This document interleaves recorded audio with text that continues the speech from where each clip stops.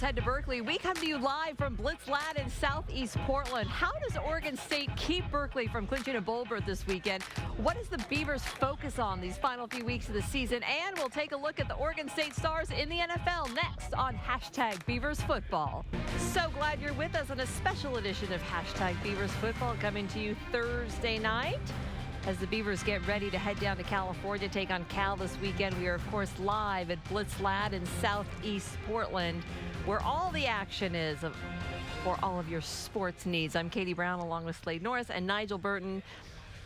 Thank you for joining with us, and we want you to join the conversation tonight, too. So, as always, send in your tweets to #BeaversFB. And first off, and we're going to try and just push this one to the side. I was at Reser Stadium last Saturday night. It was not a whole lot of fun. The worst part is that we drove down with some UCLA fans. They didn't want to leave. Did you punch him? I think you should punch him. Come on, Slade, let's go punch him. But really, what do you take? I was surprised. I obviously did not think the game was going to go like that. But there you have it, 41-0. And it did not start out that lopsided to start. The Beavers had their chances in the opening quarter when it was scoreless after the opening quarter, and then UCLA just took off starting in that second quarter, ending up with 390 passing yards, almost 300. The wheels came off.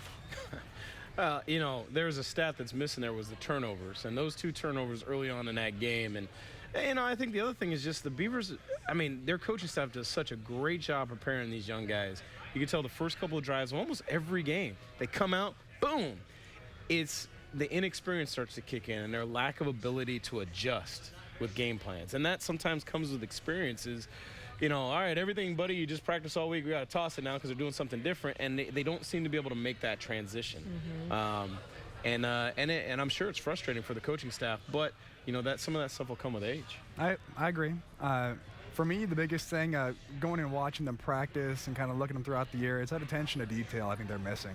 And it can be as small as just wearing the correct color cleats out there. Just coming together as a team, and when you don't do the small things, the bigger things become even more difficult. And I think the whole entire team needs a little better leadership in that area. But the first quarter was great. It's just you got to make it a complete game. And that's the attention to detail and consistency that comes with leadership and, like you said, experience. And I think that's a great point Slade just made about leadership. I've been part of teams where I started a true freshman at quarterback, and you really can't put that on that young man to say, okay, not only do you have to know the offense, get everybody lined up, complete the passes, do all the right reads and everything, but also you've got to get this other guy as a senior, you got to get him going. That's just not part of their thing. So you lean on another guy who's a senior. I've had other, at that time I had a junior quarterback and some things. You kind of lean on them to do that part.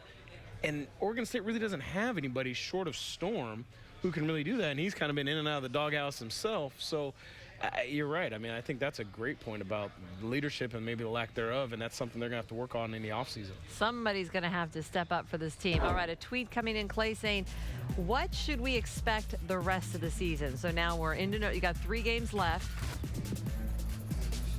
It's hard. You want your Pac-12 win, but you're also looking to the future of this team. So does the focus shift or not? What's great is we've got some rivalries coming up. Looking past this game with Cal, we've had some great games against them, but UW, that's a big thing. When I was playing, that was the dirtiest game I played, and we had guys kicked out of the game. Remember that? Yes. When Ev dove across the line of scrimmage, we called it a fumble, crazy game. I think Jake Locker's dad threatened to beat all of us up. I was like, hey. Well, we hurt the quarterback the previous year, too. Yeah, but those games can sometimes, bring out the best in some players. Some young guys get real competitive and excited just knowing the rivalries and stuff. I'm hoping that'll somewhat fire up this team and bring them together. We had a conversation at the Pac-12 Network about Todd Graham at Arizona State, who talked a lot about, and I don't want to throw the guy under the bus, but I doubt he's watching, so here it is. He talked a lot about winning national championships at Arizona State. And we're going to play for, da-da-da-da and all this stuff. And as they started to lose games, it was like things just came unraveled. And my comment then was the teams that I've seen do really well, Oregon. Don't talk about it. I got to say Oregon. Win the day. You just focus on that day, whether it's practice, a game, whatever. When we were with Coach Riley, we always just talked about get a little bit better today. It's not about bowl games and national championships and I want to go to the league. It's just, did you get better today? And then the next day, did you get a little bit better again? And so in terms of what changes, hopefully nothing. Hopefully the mantra has been we're just going to get a little bit better today, and we're going to get a little bit better tomorrow, and a little bit better than that the next day. And hopefully, if that happens and it shows up on game day, that's when you get wins. And when I mean change, I'm also talking about if you're the coaches, do you maybe start giving some of the younger guys who you see have potential? How much younger they got? Babies running around there? They've already got all the young guys. I mean, geez, they got water bottles and binkies. They're like the youngest team in America. I don't think they got younger guys than the guys they got. Well, I just mean in some positions, like do you start maybe giving guys a shot that you wouldn't if your record was a little bit different? I think you would have done that in like week 4. I think at this point, you got who you got. And if those guys had deserved to play, they would have played already. So at this point, I think really the focus is, can you win your individual battle? Can you improve from day to day? And if you can do that, we're going to call that a win. And we'll worry about the scoreboard later. And I think that's got to be the way you approach it. You start getting ahead of yourself, you can lose kids that way. And with injuries, it's down to who's healthy enough to play once you get to this And that's point. why we have the young guys in already. Guys like Jonathan Willis coming in. Coach Anderson talked to him last week, says he loves the kid. He's really progressed since he's had the opportunity to play, and it's fun to watch guys like that move forward. Yep, no All doubt. right, well, it's time for the Toyota Interview Toyota. Let's go places. And in this week's edition, we hear from defensive coordinator Kalani Sitake, who was asked this week if there's anything positive to take away from the UCLA game. We started out a lot better than we had in the other games, but I don't know. Just it's hard to like really take any positives after getting beat by that that score. But we have no choice but to get better. We have to get better in a lot of things, and being able to be consistent as a defense. We're seeing good things, and we're seeing flashes. And so we got to find a way to be more consistent. That's my job as a defense coordinator. Are you able to pinpoint what exactly needs more work? Yeah, there's probably a lot of things that we can talk about, but for what we can control right now as a defensive coordinator, as a coaching staff, is just work on the fundamentals still and work on our technique. I think our guys have to be able to just be a little bit stronger mentally and tougher just to sustain and get through some adversity. I mean, giving up a couple scores shouldn't get us down like that, and we should be able to fight back from that. Even at 24-0 at halftime, we should be able to fight back from those type of scores and find a way to get our offense the ball and get flip the game somehow on defense. Well, and they did have some players who put up some pretty good numbers there in the tackles, some double digits. My boy Jonathan Willis down there, but you look up there at Devon leading the team in tackles, and that's a DB you're looking at. I mean, that's not really something you want happening. Yeah, it depends on the system. I mean, when we were together, we ran that cover 4 system. Our safeties were sitting at 8 yards. They really should have led the team in tackles because your linebackers are fast flowing. A lot of times you'll get cutback tackles and things to the edge. So, the biggest thing I took out of what Kalani said there was talking about how most teams should be able to fight back from 24-0. I think that's where the leadership that Slade talked about and the lack of experience bites you, because how does a kid who's only played in 9 games in his life and he's been getting throttled, how does he say, okay, we can fight back and win this? Because in their experience, that's never happened. And so, and high school's not the same. They can't talk about that, and they're not going to get any credit for that. So that's the stuff that just kind of comes with experience. There'll be a game where they come back and they win and they were down 10. And then there'll be another game they'll come back and they were down 17. And that's when all of a sudden you come back and say, dude, we're down 24. It's not a big deal. We've been here before. We'll be okay. And they're just not there yet. Are those games going to happen this season? Down 24 and come back and win? Probably not, because of that very reason. But eventually you'll start to see some things happen. Like I said, you go from, when you're building a program, you go from getting blown out to just, let's just keep it close. And then once you're keeping it close, can we win those close games? And then once you win those close games, can we now put people away and blow them out? It's like Colorado with their win against us. I hate to say it, but that created their one instance where, okay, we can do it. And now finally they're going to go forward and have that always to build on. Well, and then you run into UCLA and USC, but, good luck. All right, we're just getting started on hashtag Beavers football. Stick with us. Coming up, Nigel and Slade. Later on, we'll give you their keys to a Beaver win in Berkeley.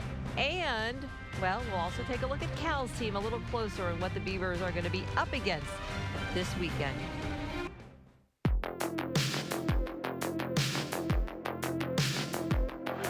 Goff climbs the pocket, sets his feet. It was a good football game. I mean, it was one of those games where, we kind of got off to a good start, and then Oregon State made a run at us. On play action, Ramel Dockery, touchdown. They put it on the ground again, trusting Daniel Lasco, and he rewards their confidence. we were fortunate to make some plays down the stretch and win a tough road game. And, you know, winning in Corvallis is a hard thing to do. It really is. Looking for the edge, and he's got it, and the touchdown. Another fun game, big win for us, you know, to go up to Oregon State and get that win, and had a lot of big plays defensively that I think were very encouraging to see. And untouched. That was a game where we had to really play really good for 4 quarters, and we did. And, it was good to see that for sure. Well, Cal certainly got off to a hot start this year, starting with 5 wins, and look at they're now at 5-4 after dropping their last 4 Pac-12 games, most recently, of course, at Oregon last weekend. And so they are hungry this weekend because a win clinches at least bowl eligibility for them and also ends their losing streak. It's a big deal. It is a big deal for a program like that, getting back and getting going under Sonny Dykes after they're sort of rebuilding out of the Jeff Tedford era. So they're looking to have a little extra motivation. Bowl games are huge too, just for the extra practice time for those young guys to grow. And a team like Cal, who's a program that's building and it's on the rise, I mean, having that extra practice is huge. Yeah, I mean, it's a whole nother spring football. You get 15 practices for bowls, you get 15 for spring football. So if you ask any coach in America, do you mind giving up spring football? I'd be like, no. So you get an extra spring football is what you get. And a lot of the guys who were scouts and didn't get a chance to, you know, run the offense all week, you know, all year, finally get a chance to show, hey, I know this offense, I can do some things. I know for myself, I went from linebacker to D-end in that bowl practice. So that's my first chance to really show the coaches that I could compete at that position, that went to the next season and actually played. And we saw there that Sonny Dykes and Gary Anderson have coached against each other before in a different league, so they have some history going head-to-head there. But obviously, when you're taking a look at here, Sonny's had a couple years under his belt, and how do you think that he has done at Cal? Yeah, I think he's done a pretty nice job. I think when they first came in, the Bear Raid offense, that really wasn't Sonny's. I mean, that's more was his dad's offense. Mm-hmm. And when, you know, obviously Spike Dykes ran a lot of run and shoot options and some things that, you know, were very familiar. When he was at Louisiana Tech, they killed you with formation. They killed you with personnel. So they would show up in things like the inverted bone. They would have 3 tight ends on the field. They would do all these different things, and you couldn't keep up with them personnel-wise. Now in year 3, right? 3, 4, right? They're at Cal. They're getting to that offense where they have multiple packages, multiple backs, and they can do different things. And so, you know, that's where they're getting. Now, unfortunately, there's rumors that he may not stick around Cal, that he might be looking to leave for whatever reason. I know they did some major tweaks to who they would let in to go to school there in terms of student athletes, and that might be, I mean, that was a big reason why Gary Anderson left Wisconsin. And so, you know, if they like the progress they've made, they need to do some things to make him feel more comfortable.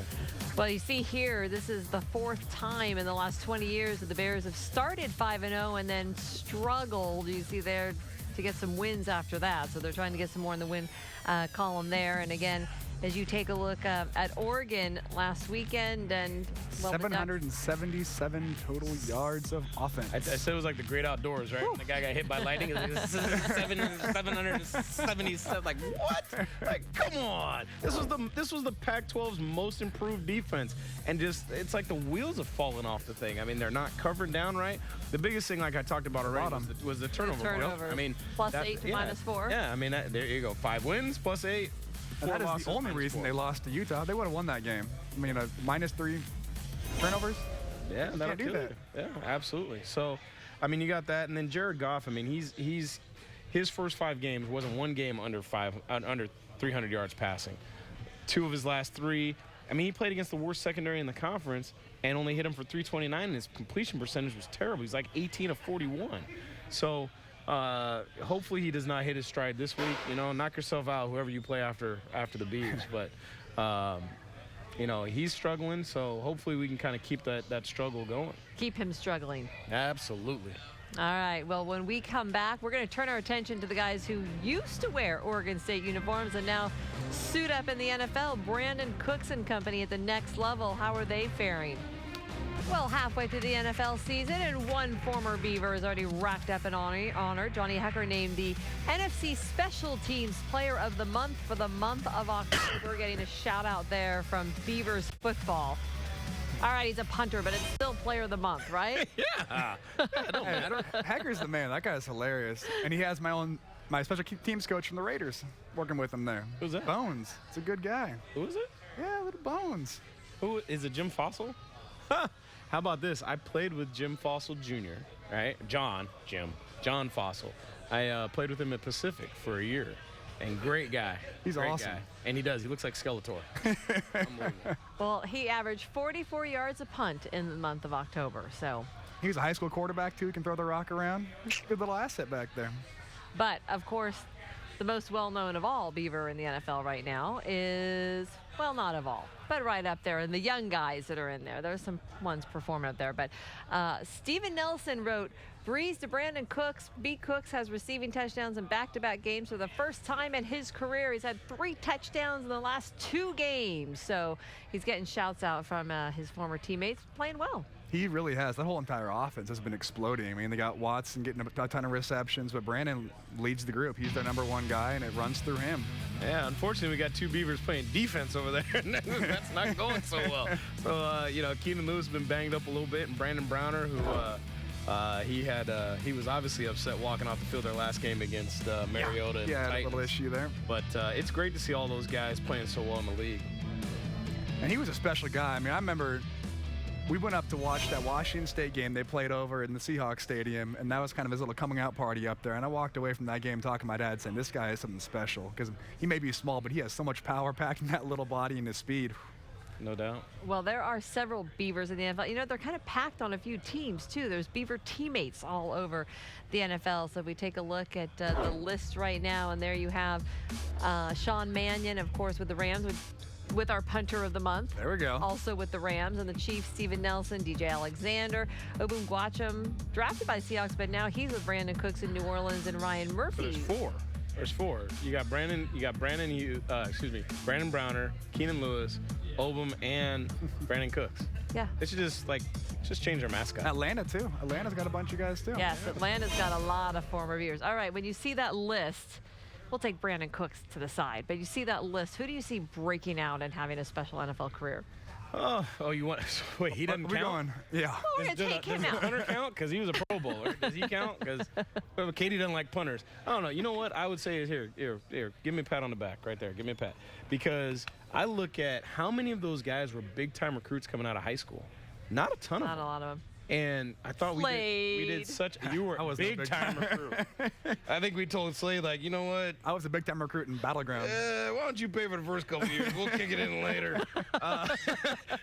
So, I mean, we did a really good job of evaluating guys who fit our system that we thought had upside, and then we had to develop them. And that was Mike's big thing, was develop these guys, because we didn't get ready-made guys. And, and then you had to figure out guys who love the game and were willing to work. And that was Slade's deal. He loved the game, and he was willing to work. Sammy Strotter, I think we talked about last week. I mean, I don't even know how we figured that one out, because he was a wing T running back. Like, how do you figure out he's going to be one of the greatest wide receivers to ever come through the place? And so there were all these different guys who I think we projected and projected well. So that's the part that I like. What about Sean Mannion? How do you think? I think from the list of those guys we He had went to from my that high class. school, so I got a soft spot for him. Well, then, I never knew that. But from that list of guys, I think Mannion will have the longest career. I mean, as a quarterback, as a backup quarterback right That's now, the you're best going to job get your in the shot at NFL, some by the point. way, As being long a as backup you just come in quarterback. and win that game, or don't lose DA that and Matt game. Moore is still playing. Exactly. Yeah. I mean, you can have a long career. You never get hit. You look good in a hat. And you probably make good money. Yeah, that's all Okay. you need. It's doing all right. All right. Well, when we come back, we're going to turn our attention back to the present, the Beavers, and how their defense can bounce back against Cal this weekend as they go for that first Pac-12 win. Glad you are with us to get ready for the Cal game this weekend. And, well, Cal, although they lost at Oregon, did a few good things in that game, and Nigel is going to point them out. It is time for Burton's Breakdown, brought to you by Standard TV and Appliance, setting the standard since 1947. Take it away, Nigel. Well, listen, my intent was not to show what Cal did well, all right? That's not really the point, because I think we know they do a lot of things well. The thing that's important to me is if Oregon State's going to win this thing, we've got to do a better job, special teams wise, than the Ducks did. Yeah, I said it. Well, that's what I'm saying. There's some ducks over there. There's some ducks over there. So, got to do better in the special teams game than the Ducks did last week. So let's go to the In Focus Mondo Pad collaboration that works and see exactly what we're talking about. Now here, first punt of the entire game for Oregon, and you can see that it started off. Oregon uses a unique punt formation. They have their wings sit back, which really helps a lot with vision, which is a great idea. The problem is if anyone in the front five messes up or has bad footwork, it's game, set, match because it creates so many seams. So here you can see the tackle, for whatever reason, loses his mind and decides, you know what, I really don't feel like blocking anybody today.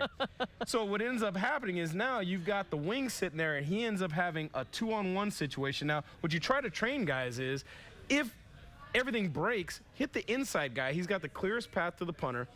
Obviously, that's not what happened. And the end result, all bad for the Duckies.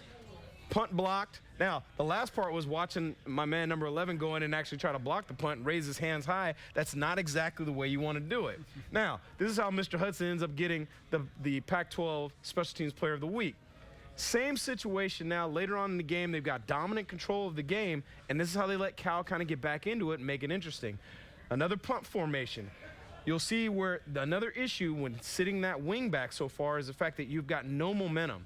You've got a guy running at you that's 7 yards away from you that's got a full running start, and you're pretty much standing still. The other issue is watch where the punter is to begin with, Katie Slade. He's actually on the left side of the hash. By the time he punts the ball, he's actually 2 yards on the opposite side of the hash. Half of this punt block was actually the punter's fault. So, once again, film gets rolling. We see where he is now. He's on the other side of the hash. He made a difficult job, even more difficult now for that wing.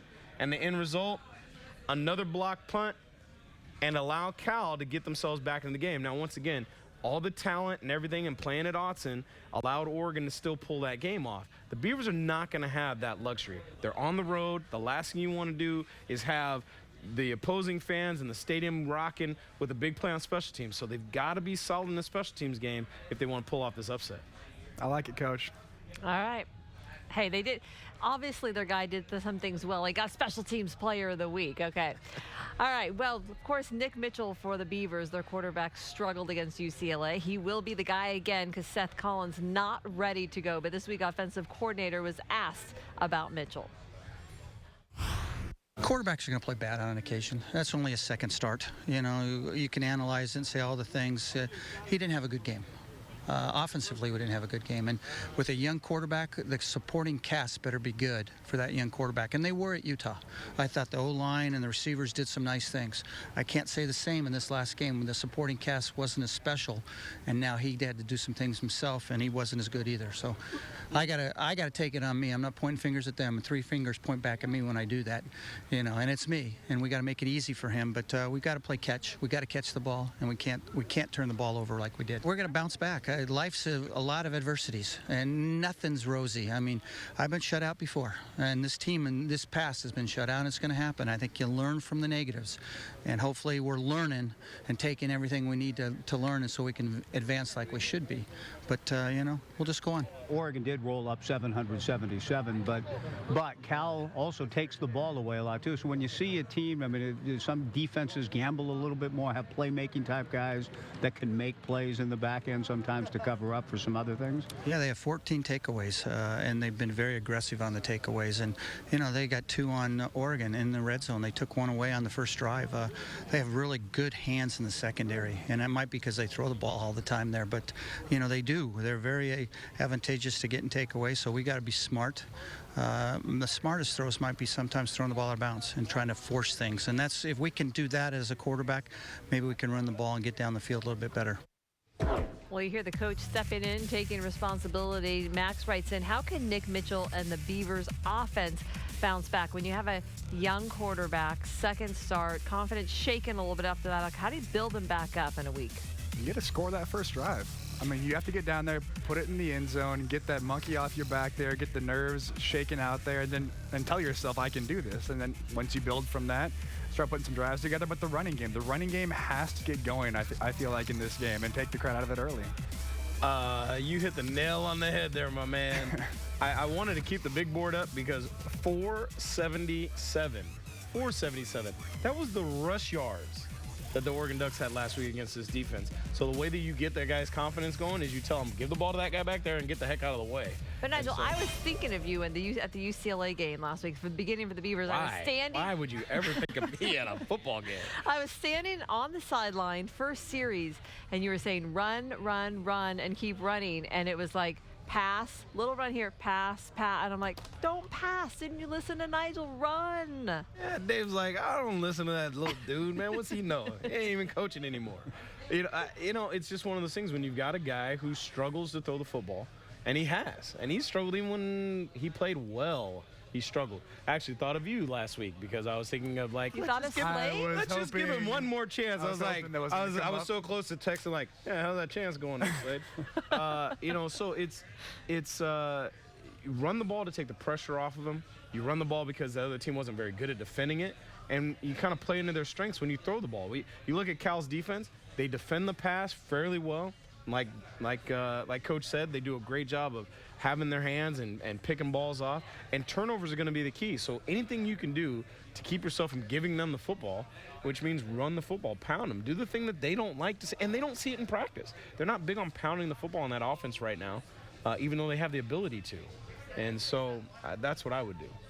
All right, well, when we come back, we're going to turn our attention to the other side of the ball and the guy that can hurt you big time on offense for Cal, their quarterback, who many think is one of the top NFL prospects, Jared Goff, when we return. Here's Goff.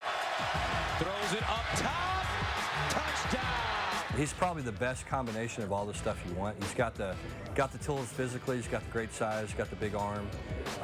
Has a tremendous demeanor for a quarterback. What he probably does as well as any quarterback I've ever been around is work in the pocket. He has an uncanny ability to shuffle and be able to avoid the rush and get the ball out. So he's a pretty good combination of a lot of different good skills. Jared is our guy. He's the leader of our team.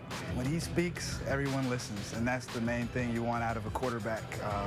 We expect big things from him this year, and we're excited for him. Exactly the kind of leader, Slade, that you're saying Oregon State needs. David Jason writes in, is Jared Goff an elite quarterback? Well, the draft experts. I mean, is he an elite quarterback as in like draft potential and ceiling? I'd say yes, but is he playing like an elite one right now? I'd say no. I mean, if you look in, receiving or passing yards and touchdowns, he's second in the Pac-12 right now. That's great, but his quarterback rating, he's fourth. I mean, he's behind Cody Kessler, Kevin Hogan, Luke Falk. His completion rating, he's the lowest on that. I mean, you can't call him right now the best quarterback in even the Pac-12, let alone the first draft pick this year. I'm going to take a few guys before I take Jared Goff, and obviously it depends on system, but to me, the thing that really separates quarterbacks is what happens when everything goes wrong. What happens, who are you when the blank hits the fan? And there was a scene that I saw from Jared that I think he lost some draft status when he was going off on somebody on the sideline of a pick that was obviously his fault. And so that was what I struggled with. I would take Vernon Adams before I'd take him. I would probably take Josh Rosen before and he's only a freshman.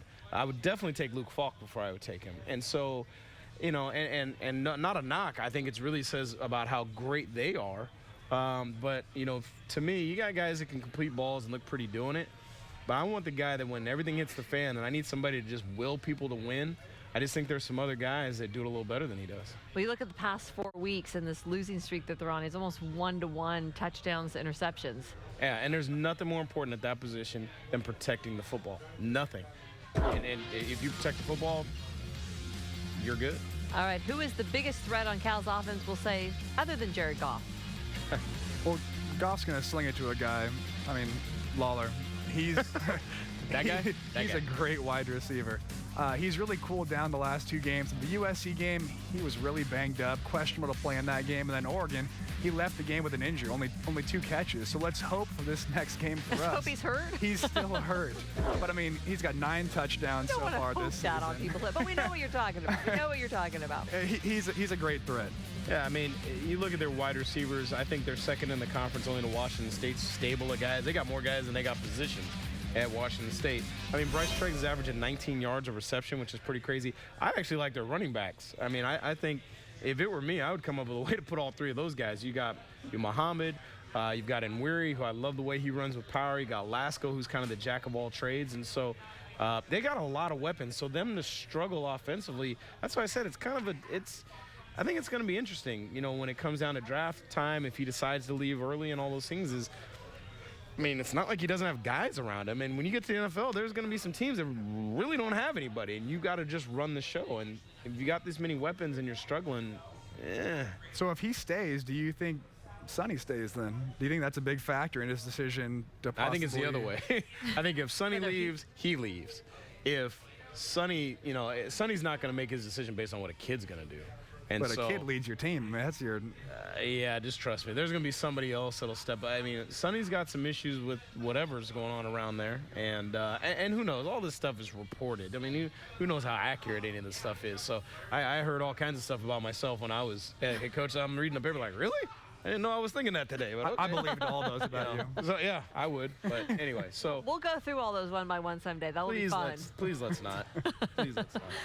What a week it has been for college sports, for News for Life, and the way that sports and life can intersect with what we've seen happening out of Missouri, which really came into the national spotlight when the football team stood forward. We have, of course, the story of Jonathan Butler, a graduate student who went on a hunger strike at the beginning of last week over protesting, wanted Missouri's president to resign for not taking action, not speaking out over some racial tensions on campus there.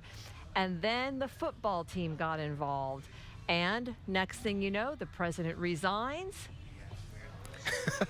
And that's just the beginning. Now the chancellor is going to resign at the end of the year. I mean, this has become a huge deal. I mean, it's interesting to me that hi guys. I'm sorry. We brought Aaron Fentress. Wandered onto the show. Our CSNNW.com Ducks insider Aaron Fentress coming to us a little bit early to give us his insights on what's going on. But it is, you know, to have college football, which obviously has, gained a lot of power, and we've seen what's happened with student athletes, and then we see it come into a story like this. I mean, there was a guy on campus saying, I'm willing to starve myself to death to get what they want, and for 8 days the guy was like, hey, but wait, we're going to boycott a football game? Okay, I'm out. I'm good. I'm done. Wait, what? I mean, priority's so out of whack, and I don't know what's going on in that state, but, you know, this actually goes way further back in terms of, you know, obviously everything that happened in Ferguson, Missouri, which is only about 90 to 100 miles away, and I think it started with that, and the lack of response, and then obviously the 3 incidents that happened on campus. And then there was finally an incident where they blocked the president's motorcade, and he actually hit somebody with the car trying to get away. And so I think all that was kind of everything broke. And, you know, my question that I really was kind of posing to everybody was, is it okay to use your sport as basically a political chess piece? Because that's really what happened. And not everybody agreed on that football team. And is it okay to use that? I mean, obviously, same thing happened in Grambling, right? 2 years ago when they didn't like their facilities, so they boycotted playing against Jackson State. And they got what they wanted. And, you know, we went back and forth in the CSN. We were talking in the hallway, and, you know, I look back at what the Clippers did when they protested their owner, or, you know, the I Can't Breathe shirts and all those things. And in the end, to me, I'm not sure that really affected any real change. I mean, it was great, and the message got attention. They got attention, but I haven't seen any new laws pop up out of New York. These guys boycott a football game, and they actually got something. And I'm not sure I agree with how it went down, but at least there were results. Means necessary. Listen, if you are the disenfranchised section, if you are the one that has no power, and you go to say, hey, we're complaining about something to our president of the university, and they just pat you on the head and say, good little Negro, thank you for bringing it to our attention, you need to make some noise. And how you make noise is you hit them in the pocketbook. And how you hit them in the pocketbook is you say, we, the black students on this football team, are not going to represent the university on a football field when we feel like the university doesn't represent us. I have no problem with what they were doing. I think it was brilliant. So it was genius. And I think, I thought it was amazing, too, that it was BYU, which has a history. I mean, the Mormon religion does not have a federal history for African Americans. So I think that was kind of poetic justice in its own right anyway. But I think definitely, yes, you do what you need to do to get your point across, and it worked. So my question, though, is to those seniors that are on that Missouri football team that have 3 games left in their life, or the kids from BYU have absolutely, they got nothing to do with John Smith and whatever backwards thing. But do you think this is bigger than that? It's way bigger. I mean, it's one football game. History. It's one football game. I'm with you. I'm serious. I'm kind of like, well, but I think of that kid who is like, look, it's important to me, but I don't know if we should go this far. And I've got 3 games left in my life, and I'm done. But that's how you get. That football team's important, though. Go ahead, I mean, you have half the players, maybe not half, probably a lot less than that, but these guys, they only have a couple games left, and they're trying to get the NFL. Not only them, but also the BYU players. This is their only shot. And you have those bubble players that really need these games. Plus, it's in BYU's pocketbook, too. There's collateral and damage, I'm not sure I would use the NFL thing, and I don't mean to jump like it, because, okay, they missed 1 game. There's still 9 other games of film that they've got. But, I worry, my only concern is, the first time it was like some holes in their benches, and I really didn't understand the Grambling State one. And so this one I get. And I think, really they did it to save a classmate. But, I'm worried someone's going to be like, I don't like the bus this week. Or, We'll see. It happened in Grambling. Speaks but to that the was power of college football. We'll be back with our keys to the game and an Oregon State win right after this. Well, the Beavers heading a place where they have been very successful in recent years. Cal's Memorial Stadium, the site of the big matchup, 7:30 on Saturday night, so another night game. But I tell you what, Oregon State has pulled off some surprises in Berkeley for many years running now. Take a look at that. 6 wins in a row dating back to 2000. No Oregon State team has lost there this century, and there have been some pretty good wins packed in there, too. Slade was a part of those. This century. I'm serious. I love it. This century. It's like when it was 1993. It's starting to add up now, though. Hey, some of the players on the team were barely born when this century started, so. A lot of good hip hoorays there in that stadium. A lot of them. Number 2 going down. We had a lot of good games. Yeah. All right, well, Oregon State's going to try and keep that winning streak at Cal Stadium going. Mike says to do it, you need to score touchdowns and defense. That's a pretty good combination. Yeah. But here's my favorite one. You got to not score 0. I like that. Let's just get down to, let's just get down to it. And then Randy says, most of all, good defense and the offense will come easy for you guys. I don't know if easy. Easy might be a stretch. Easy might be a stretch. They still got guys over there. There's dudes. But good defense does make everything a little bit easier, I guess we'll say. All right, it's time for your keys to the game for Oregon State to knock off Cal, extend them to 5 losses in a row, and get their first Pac-12 win. What do they need to do? Good defense does make things easier. I want to hold Cal under 30 points. They haven't won a game yet when they didn't score over 30. The last 5 games they've lost against the Pac-12 opponents, all held under 30. If we do that, we got the win.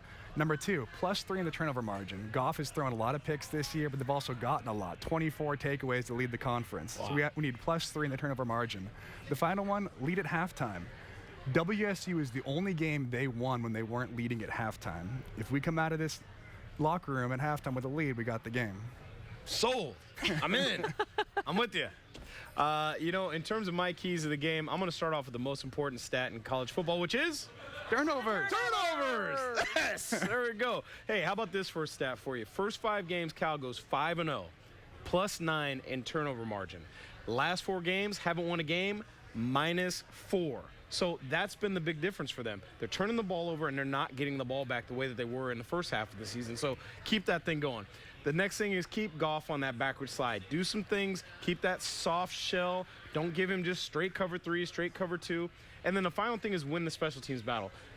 Last week against Oregon, they absolutely dominated Oregon in the special teams battle, blocked 2 punts, did all kinds of things. Oregon had enough talent to overcome that. I'm not sure the Beavs are at that point right now in Gary Anderson's tenure to overcome 2 block punts. So win the special teams battle, keep those other 2, and guaranteed win. I'm not putting a mortgage on it again because I'm living in Katie's front yard. I like it, Coach. I don't know. When you predicted they're going to lose by 50, then they play well. When you're going to put your mortgage on the game, so maybe let's. We're going to get blown out. Come on, Beavs. I don't know. I was joking. Don't tweet like you hate me or something. There you have it. Those are the keys. Thank you so much for joining us for #Beavers Football. And watch, of course, Saturday night, Oregon State going for the win at Berkeley to keep the streak there going. Thank you so much for joining us, everybody. Have a great weekend.